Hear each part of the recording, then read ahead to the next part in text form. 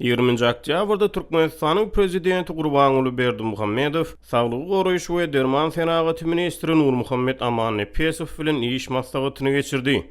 Bu barada habar berýär. Onuň dowamyna ýurtda ýokunç keselleriň öňüni almak şolsany koronawirusa garşy göreş maslahat edildi. Türkmenistanyň saglyk edaralary şu wagtda içinde ýurtda resmi taýdan hasaba alynan koronawirus hadisasy barada habar bermedi. Prezident we ýokary derejeli saglyk resmisi soňky maslahatda ýurtda koronawirus hadisasynyň hasaba alınıp alınmanlygyny ne inkar etdi ne de tasdiqlady. Ýöne onuň ýaýramanyň öňüni almak üçin dürli çäreleriň görülýänini aýtdylar. Amannepesowyň hasabatyna salyglanyp koronawirusa garşy göreş bilen bagly käbir sanlar agzady. Habarda aýdylmagyna görä Farab, Sarax we Garabogoz döwlet serhed gödäwçilik geçiş ýerlerine 80 orunluk karantin nokatlary gurulypdyr. Döwlet serhediniň 9 geçiriş ýerine şol sany Garabogozda serhed ýakada, Türkmenmaşyda, Etrekde, Kakada, Saraxda serhed awatda Imamnazarda we Farabda dezinfeksiya geçirdileri gurulypdyr. Türkmenawat, Türkmenmaş şäherlerine we Garabogoz şäherçesine meýdan gospitallary gurulypdyr. Aşgabatda we Türkmenawatda kesele garşy dolandyryş merkezleri döredilipdir. Pandemiýa sebäpli daşary ýurtlarda galan raýatlary ýurda getirmek işleri ýola goýuldy. Ýokunç keseller anyklamak üçin ýurtda 19 laboratoriýa hereket edýär. Mewsümleýin dümeге garşy 240 000 doza vaksina ýurda getirilipdir.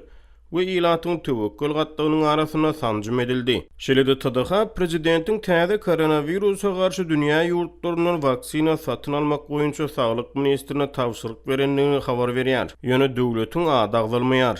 Galbersede iş maslahatyna şu günler dünýäniň köp ýurdunda koronawirusyň ikinji tolkunynyň dowam edýänligi bellenip geçildi. Ýöne Türkmenistanyň onuň näçinji tolkunynyň dowam edýänligi ýa-da etmeýänligi agzalmady. TDH ilat arasyna maska giýmegiň adamlaryň arasyna araçak saklamagyň putu berýär edilýänligini aýdýar. Azatlyk radiosynyň habarçylary ýurtda maska rejimine polisiýanyň gödäwçilik edýänligini, giýmediği adamlara jerime salynýanlygyny habar berip gelýärler.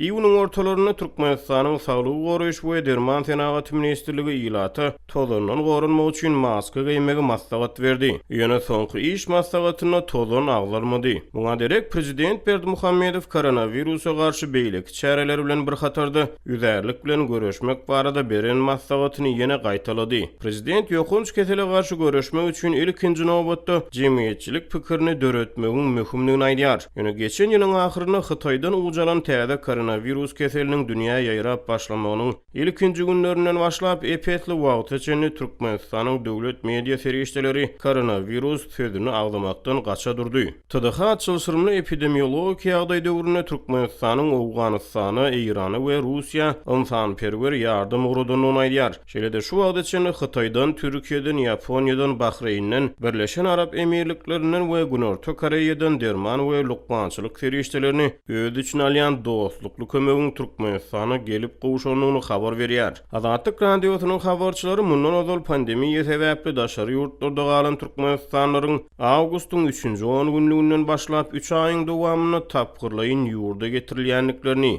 olaryň 2 hepde möhlet bilen Türkmenawatda karantinde saklanýanlyklaryny habar berdi. Golaýda habarçy 14 günlük karantin möhletiniň 28 güne çykarlandygyny habar berdi. 2 hepde mundan ozal Russiýadan gelen birdenan karantiniň tamamlanmagyndan soň şu gün Lewapdan Aşgabatda dolanmalydy. Ýöne onu goýbermendirler. Karantiniň ýene 2 hepde uzaldyrylyny aýdypdyrlar diýip beýleki bir habarçy 27 oktýabrda Aşgabatdan habar berdi.